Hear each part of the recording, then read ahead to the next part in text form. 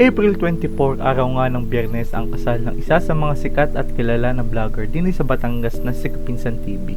Hindi ko alam pero parang love language ko ata ang maimbitahan sa mga okasyon dahil pinapakita nito na importante ka sa taong nag-imbita sa'yo at naalala ka niya sa mahalagang araw sa buhay nila, kaya samahan niyo ako sa konting pasilip sa kasalang Kenneth at Marjorie. Ano? Kita?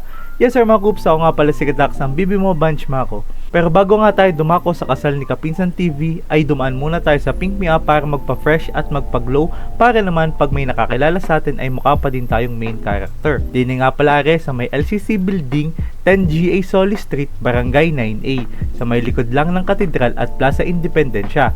Halos tapatan ng convenience store na at makalampas ng arko ng Barangay 9A. Ngayong mga oras nga na ito ay dumating na tayo sa may Brooklands Resort sa may Rosario kung saan gaganapin ang kasal at resepsyon ni Kapinsan TV. Nandiyan ang ating mga kapwa Batangas vloggers at hindi ko na nga nabidyoan ang iba pang dumalo. Kaya namang solid pa sa liquid at gas ang kasalang are ni Kapinsan ay unang pasabog agad ng ninong at ninang ay 200k agad paldog. Palampakan natin, ang unang sabog ng ninang ay tumataginting na 200,000 pesos!